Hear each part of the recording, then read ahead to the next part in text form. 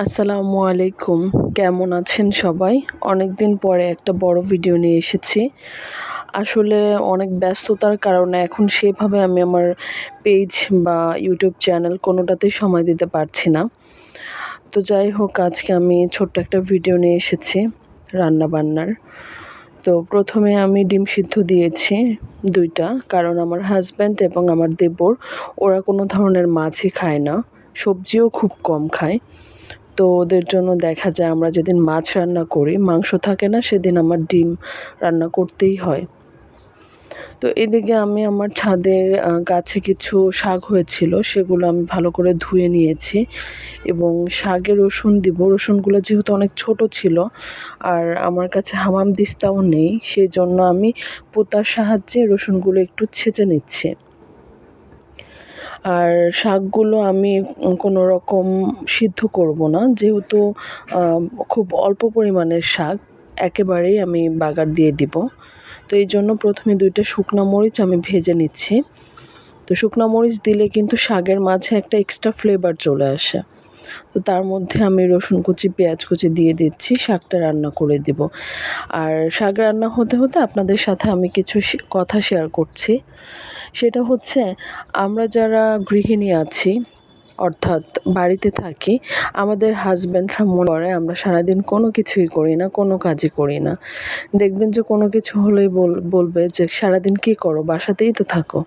আসলে বাসাতে থেকে যে আমরা কত কিছু করি আর একটা সংসার সামলানো যে একটা মেয়ের জন্য কতটা কষ্ট, সেটা শুধুমাত্র একটা মেয়েই জানে। আসলে যে যার স্থানে যে কাজই করুক না কেন, তার কাছে কিন্তু সেই কাজটাই অনেক কঠিন বা অনেক বেশি কষ্টের। সেটা হোক বাসাতে, হোক অফিসে।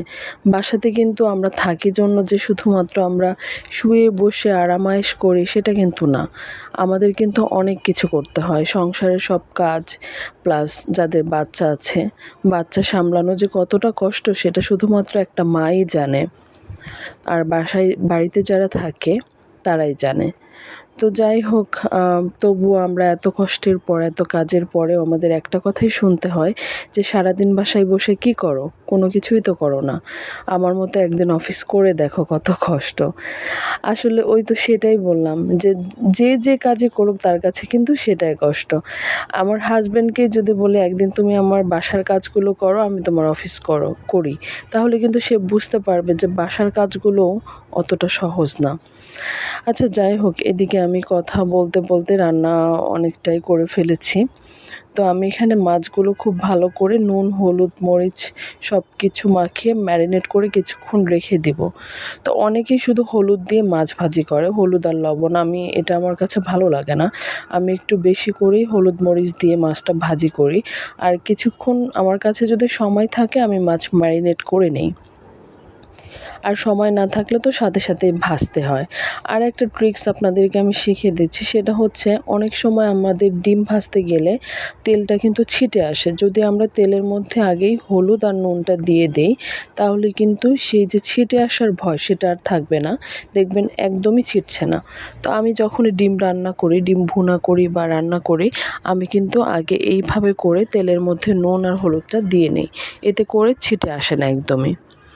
আর এদিকে যে আমি কিছু বাটা মাছ, এগুলো আমি যে ভেজে নিয়েছি খুব ভালো করে তরকারি রান্না করার জন্য।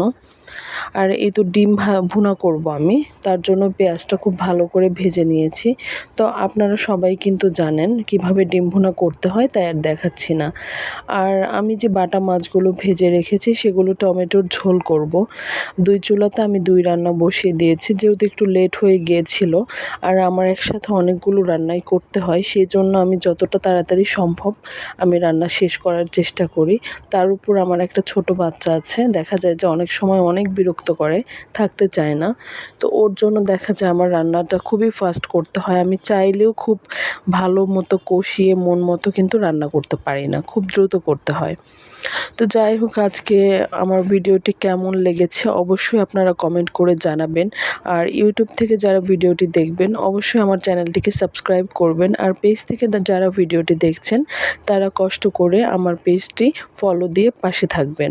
আর আমার ভিডিওটি কেমন হয়েছে অবশ্যই কমেন্ট বক্সে জানাবেন। আজকের মতো বিদায় নিচ্ছি। আল্লাহ হাফেজ।